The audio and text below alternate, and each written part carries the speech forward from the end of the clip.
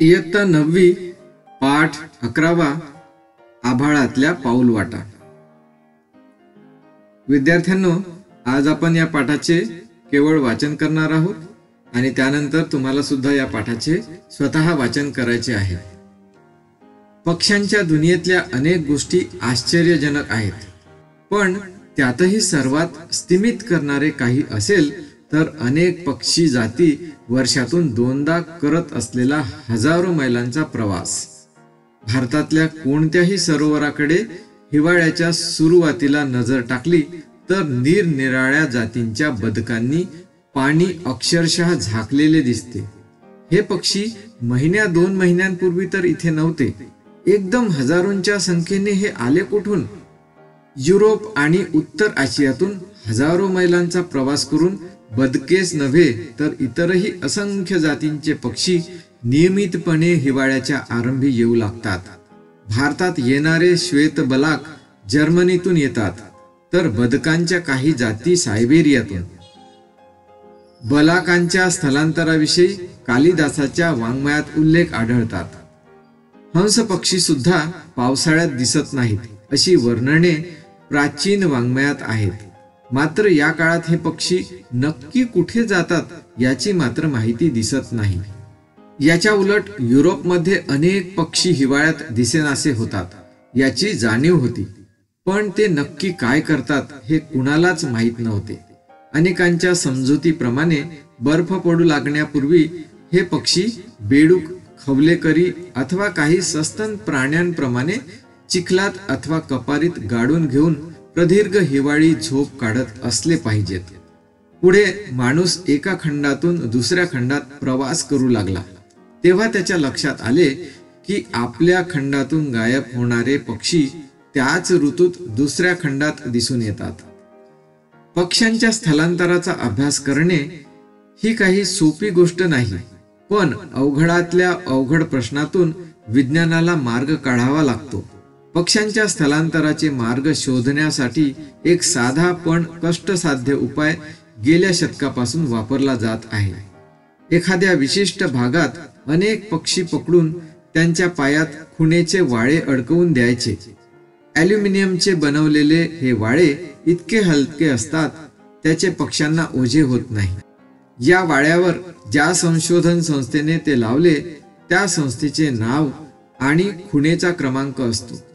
कोणत्या क्रमांकाचे वाळे कोणत्या पक्ष्याला कुठे आणि केव्हा लावले यांची संस्थेकडे नोंद असते।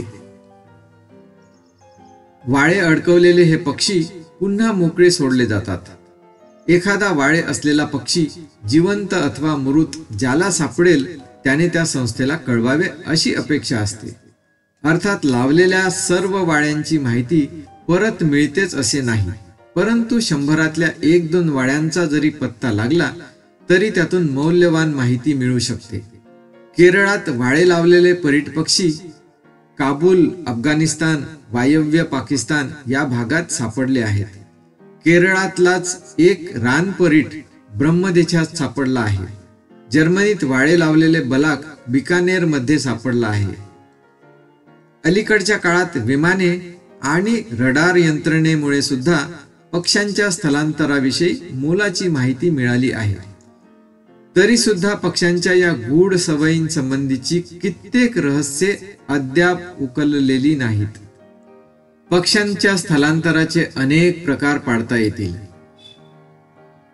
हिमालयासारख्या पर्वतरांगांमध्ये राहणारे पक्षी थंडीत खाली दरीत अथवा सखल भागात उतरतात आणि उन्हाळ्यात परत वर सरकतात। त्यांचा एकूण प्रवास काही किलोमीटरचाच असतो।